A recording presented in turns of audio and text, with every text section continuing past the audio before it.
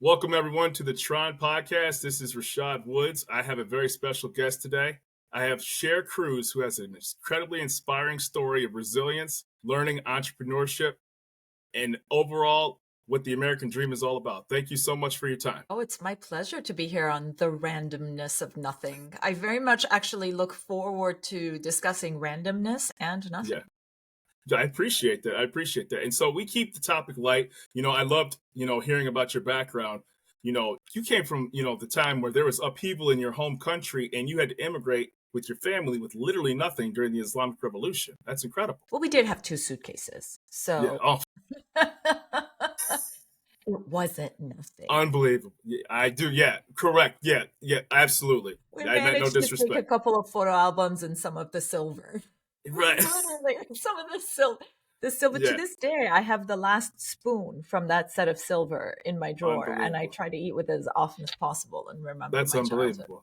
Yeah. And so let's dive right into your background. Your story is, this is incredible to hear. And where you are right now is a testament to your willpower and your strength. So please share for your background with us, please. I appreciate it. Thank you. I do think that what I've been able to achieve is partly due to my willpower. I also think a lot of it has to do with the change in the external power dynamics that I encountered. And one of the things I really, really like talking about and why I wrote the book, Stoic Empathy, was to help people despite the existence of those external power dynamics impacting you, right? It's because your power is going to be less if you come from nothing, and it's going to be more if you come from a lot. And Correct. within each economic situation, there's going to be discrepancy and variances. So, but what I'd like to do is work with people to help find their willpower within the space that's available to them. So that space between stimuli and response where you are, that's my goal. And really my childhood actually really helped prepare me for this because we did not immigrate during the revolution. We actually were forced to live through the first 10 years post-revolution, which was a very, very dark time because the regime which had taken effect was more strict. It needed to really strengthen its grip and its hold on the people. The revolution was launched by multiple factions, and then there was internal conflict within those factions, and then the Islamists sort of won that conflict, and there was a lot of other people who died as a result of that. Very sad. And then during that same period of time, Iraq, the neighboring country to Iran, I was born in Tehran. I was growing up in Tehran, the capital of Iran, which is in the mountains, actually. It's in the foothills of the mountains. And Iraq declared war on Iran. It was a territorial dispute. That war lasted 10 years. So this 10 years that I'm there is composed of the first 10 years following regime change, at which time nobody's really accustomed, doesn't really know how to maneuver their way through the situation. And then also the war. And by the time I left, Rashad, there was about 6 missile attacks a day into Tehran. So it was a lot of civilian casualties.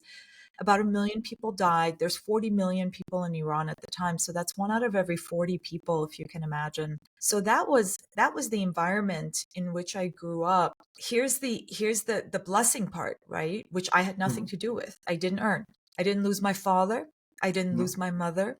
I didn't lose any siblings. Right. And that's the kind of nightmare a lot of people have a really impossible time coming back from. And I didn't have to come back from that. I did have to live through the dangers myself, but it's a little bit, World War II in London. You kind of keep calm and carry on, Right. And to come somewhat whole from a situation like that is incredible. And I thought, I was listening to some of your speeches and some of your other interviews, and I thought the example that your mother set when you were 9 years old and you were dealing with that guard kind of established the way that you, I don't want to say compartmentalize because, that's your field, but how you molded yourself into the person that you are.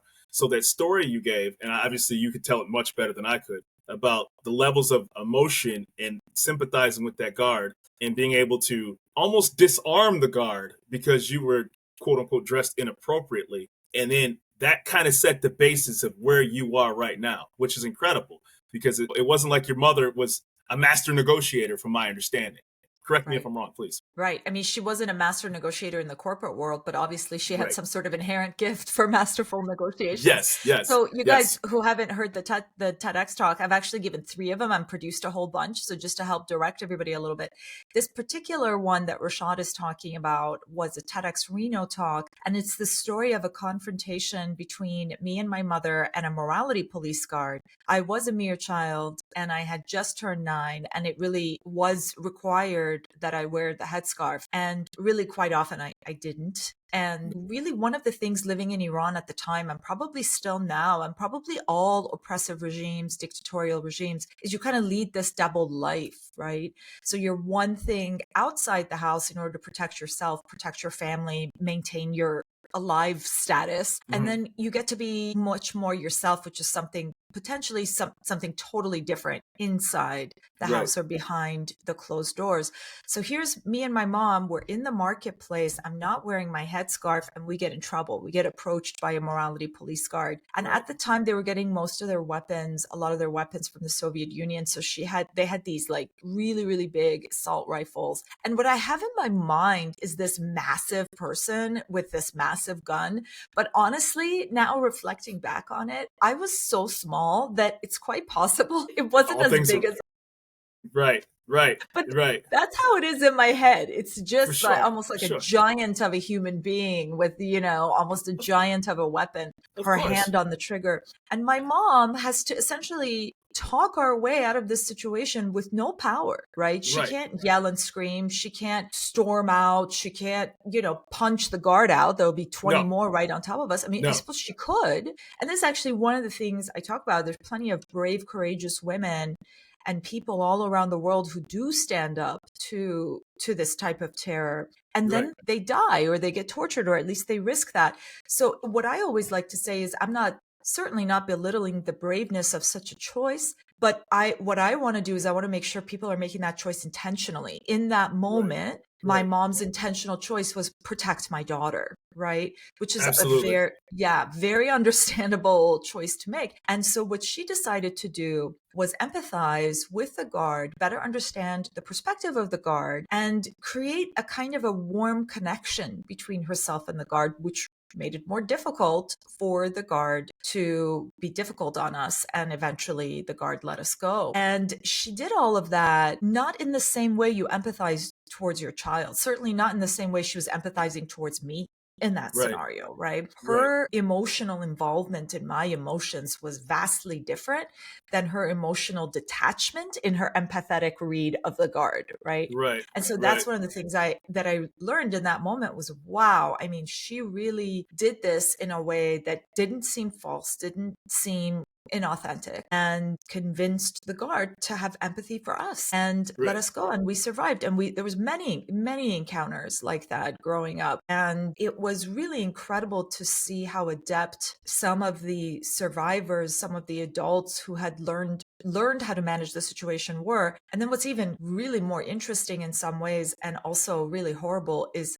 how adept the children had to be and how confusing that Sure. was to us, because half the time you hardly know what's real anymore. Right. And, so there was a movie about that once a long time ago. I believe it's called Life is Beautiful, where the guy had to, make sure that his child was unaware of the atrocities that were taking place by making it as a game. And I'm not saying that your life was a game, but he did that to put perspective, to insulate him from certain things. And I thought that was a beautiful story that was told. What I found interesting, though, is that your example where you said that woman was probably never asked that question of how she was or how she felt. Aren't you, for lack of a better term, of, man, you really don't want to do this again, do you? Like, and so it immediately Been like doing puts this the all person day, over and over and over. right, right. And so then all of a sudden a woman with a child, clearly non-threatening, that put a person who normally isn't empathized with or seen from their perspective in a position where they're like, well, geez, that person thought about me. Of course I'm going to, be open to giving this person a break. That led you to kind of find that angle throughout your corporate and legal career. Is that correct? That's 100% correct. I actually studied it a little bit in undergrad in my neuropsychology courses, and then brushed up on those in the last 15 years or so, better understanding what is it that actually happens in the brain. What is it that why is it that this works? Why is Right. it that we're more likely to buy a product from a salesperson who compliments our shoes, right? And Right, so there's right. there's reasons for that. There's certain components of neurological changes in response to that empathetic understanding or reading of your emotions that Right. without any control on your part, just reduce the trigger a little bit, right? That doesn't Absolutely. mean you can entirely diffuse a dangerous situation with an empathetic word, Right. but automatically in the brain, there's a slight diffusion that takes place. Okay. And so that to me, as I studied it, well, first I saw my mom do it. I had no idea what was going on. And then later I studied it and then I started to practice it, right? Because that's what you want to do with juries, with judges, but also with your client, with your vendor, with your team, with your paralegal, and then also with your spouse, with your children, right? And again, there's going to be very different levels of emotional attachment in those different examples. Right. But the act of understanding the cognitive aspect of that and then utilizing that understanding to diffuse the anger and, deconstruct the harshness of the situation, that remains consistent. Well, I think too, just to pivot slightly, I think that people, especially in the social media era, have become prisoners of the moment of their emotion, right? Whether they see something, whether they disagree with something, and then it's immediate and you get that immediate satisfaction. And then that post or that tweet or whatever somebody may do, the realization of what you did may not kick in until a day later or even a few hours later when you're on the wrong side of something. So that psychology of managing that anger is not just a feature of life and death. It's also of career, social status, and mental well-being as well, too. 100% spot on. And it's not just anger. It's also anxiety, fear, jealousy, right? These are other emotions. And you know what? Sometimes that anger is good for you because it motivates you to act. And if it's serving you, no problem. You can allow it to serve you. The question is, how do you put yourself in that space and expand that space between the stimuli and the response so as to allow your mind to sort of go in there and evaluate, is this something I want to do? Does this reflect my values?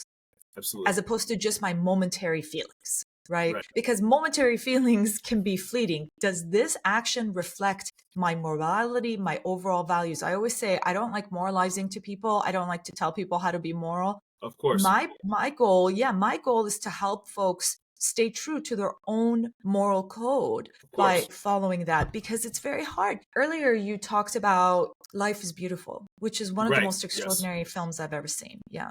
Beautiful film.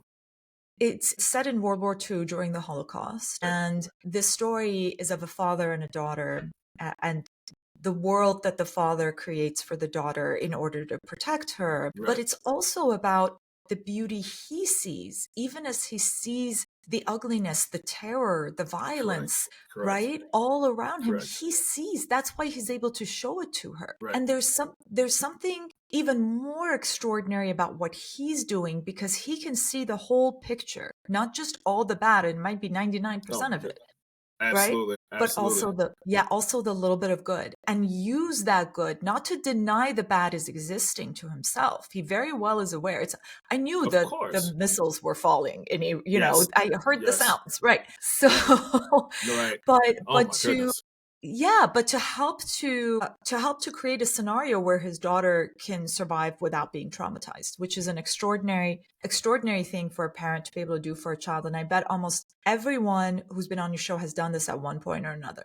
Got some really traumatic news, but kept control because of who else was in the room. Right. Well, it's even, you could even take it to an example of, let's say somebody didn't have something that traumatic, even if you're driving, right? And you're with the kids in the car and either you hit a bump or it's going south real quick. Your kids have to know that something bad isn't happening at that moment. Because if daddy's panicking or mommy's panicking, it goes south really quick, right? So, if they see you calm behind the wheel, just to pivot, a quick example, because this is about you, not me, is we drove to Myrtle Beach once. And so you have to drive through West Virginia, and the GPS that was put in the truck somebody put avoid tolls at the time. I ended up going all through West Virginia's mountainous on its best day. Oh But my this gosh. Yeah, particular one, I've done that drive, my friend. I've done that woo, drive because my mother-in-law lives in Lexington, Virginia, and we drive through those mountains in West Virginia to oh, get you're there. ready to cry. You're ready to cry. And so like all of a sudden I didn't know,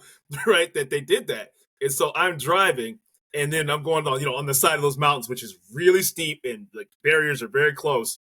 And Right. so I, got the 3 kids in the back seat. The wife's looking at me, with the look of terror. I'm like, I got to make sure these kids in the back seat don't see dad like Right. tearing it up, right? Stay calm. Stay calm. right, and and This it was 100%. You're just doing one of these, like you're doing that heavy breathing, like come on, man. And then when it happened, you could finally decompartmentalize. But it was like, in no way, shape, or form does that, a level of, a parent having their kids survive the Holocaust or what you went through. But compartmentalizing in real time, that was something that was really helpful at that exact moment. 100%, it's the same thing. In fact, it's so interesting that you bring up driving because in my most recent TEDx talk, which I gave in Oshkosh, I specifically mentioned that example of being in traffic and suddenly having the wherewithal to swerve out of the way because you were able to maintain control over the situation. Right. And, it's I appreciate the distinctions between that example and the Holocaust example. Absolutely. And your kids could have died. You know what I mean? I mean, I don't know how different at the end of the day, it really is. Just what happens in a reasonably safe life, right, is that we don't encounter these situations as frequently. At all. Not at all. So, right. But you encounter them. You've had, though, you just described one right now where if you had panicked, your children might have been lost, right? Right. And so that is I can't imagine a worse thing. There was, those mountains aren't in Michigan, you know what I mean? So, it's just like, and you kind of start freestyling it on the spot. Like, I think, as long as I don't, the knuckles are real, but you can't see the sweat on the back of my neck. You know what I mean? But so I think, and I say this at the utmost respect, is there some correlation between people who have gone through traumatic situations like yours and the pinnacle of their own personal success? Because you hear people who have gone through situations like yours, and then next, they go to a society that's capitalist and opportunity for women that weren't there. And they look at it and they say, this is the oyster that is needed. And I'm going to maximize everything that's in front of me because I know the opposite. Yes. So I would say the answer is yes and no. So on the one hand, if you've encountered a traumatic experience, but adapted to it and learned from it, and then think about if you had a number of those over and over again, and each time you were able to adapt, learn, grow, increase your control over yourself, your awareness of your environment, right? Your ability to influence your environment, then you are more likely to succeed simply because you've had more practice. Yes. And sometimes when it's that extreme and you enter another environment, because when I moved to the West, the power dynamics here are not perfect, man. I mean, there's a lot of power imbalance in this socioeconomic climate as well. Right. It's of a different degree and a different scale. Right. And so I find that it's easier for me to maintain focus, gratitude, and resilience and grit. Right. And not give up in response because my baseline is different than those who live here. I think for people who live here, their baseline is whatever here is, right? And so I do think you see that, but only because the baseline's different and I've had more experience. I would tell you, many people, they don't learn how to recover from trauma. And it is almost an unreasonable expectation to have, right? And they don't engage in the adaptability and their lives are destroyed. And you meet those people all the time too. Right? They're the ones whose lives are destroyed. And, because of the events that occurred to them. Now, it's also because of their own lack of adaptability. But again, it's also the underlying root of the thing. The event can make you go either way. It's your response. Yeah, it's your response to these stimuli that controls how you twist, turn, move up, fall down, get back up again. Through this world of ours. No question. And, and I always bring my analogies to, I do martial arts. So, I do martial arts. I did it, either way is kind of, lack of a better term, it's almost like staying calm in a situation, because when you're sparring. I bring up a boxing example in my teachings all the time. Oh, absolutely. Because, Right, and I'm a huge boxing fan, and to stay calm in the tornado of a boxing match, right? To turn your head, like, and you know, like, I mean, I'm a huge boxing fan, so people like who are casual watchers will be like, that guy got popped or that woman got popped, and then you'll watch the replay, and they turn their head right at the exact moment the punch was about to land, and you're like, Right. no. They stayed calm. They studied their opponent, and they knew exactly when to turn their head to turn that 100% impact into a 10% impact, right? Right. The casual eye can't tell, but they were in complete control the entire time because you're going to get low blowed. You're going to get hit behind the back of the head. You know, you're going to get rabbit punched. And again, I don't want to overtalk you, but all of those things to stay calm in that chaos is absolutely impeccable. And it applies to the life and the things that you are teaching people. I love how in sync you and I are. I've done, I'm not probably anywhere close to the expert you are. I've done a little bit of street fighting, just hand to hand combat. And yeah. And I have a little bit of a martial arts background, but I know what it's like to get punched in the face. It's a terrible feeling. It's a terrible thing. And if you're in the ring, which is life, you're always in the ring, right? Yeah. You're gonna get punched in the face. It's gonna now maybe some people 100%. Get it less, some people get it more. The more experienced you are, the more you know how to turn your head, like you explained. Absolutely. And not only then am I minimizing the impact of the punch, but I'm also maximizing the exhaustion of my opponent, right? So strategically, absolutely, right. And I'm saving my own energy by not jumping out of the way and just turning my head. So there's a lot that's happening in that moment. That's not just defensive, but also offensive, just through that turn of the head. But there are also times when it's going to catch me off guard, and I'm going to have to keep my wits about me for the next punch. And that's all it's about. And it's life. You know, it'll discombobulate the heck out of you. Well, and if you can maintain that control, you can turn that 100% impact, like you just said so beautifully, Rashad, into a 10% impact. Now it's easier to bear because of your adaptability. It's easier.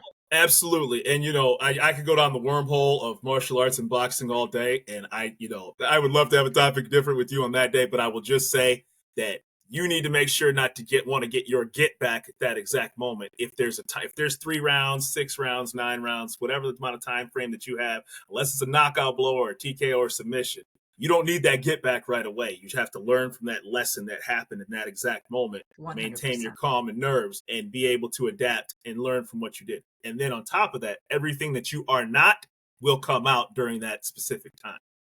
I love it. I have a buddy on the south side of Chicago. I actually produced his TEDx talk because I thought he was absolutely brilliant. And then TED ended up promoting it. And his name is Jamal Cannon.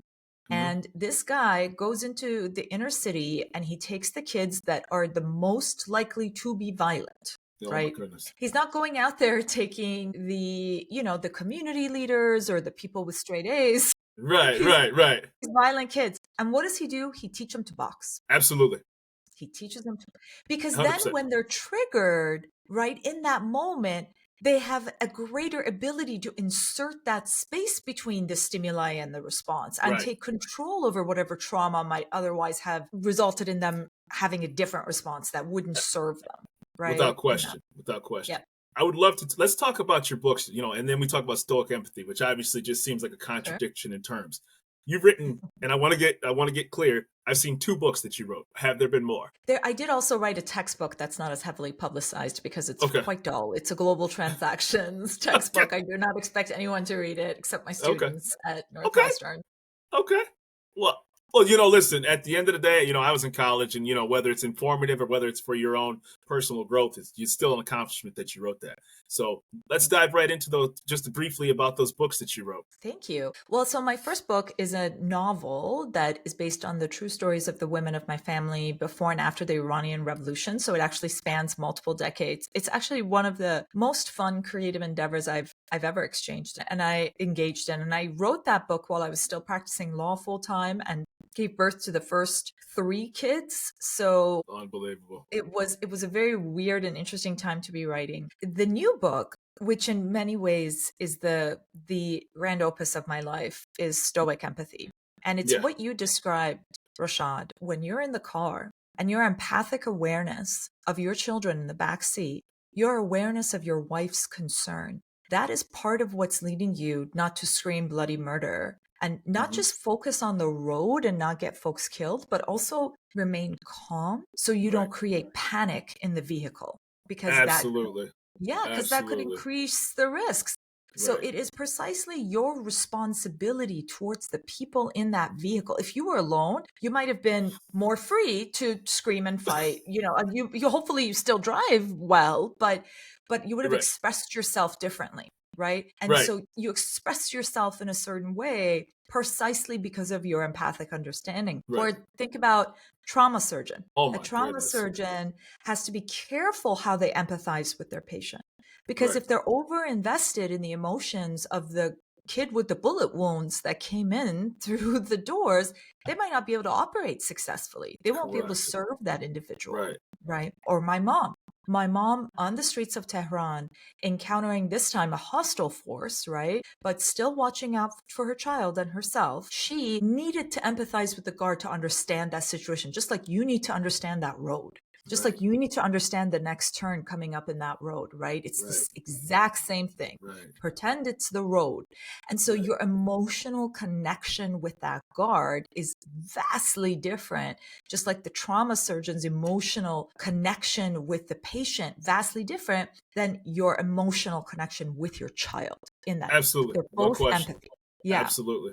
They're both empathy, and the stoicism is what allows you to engage in that modulation.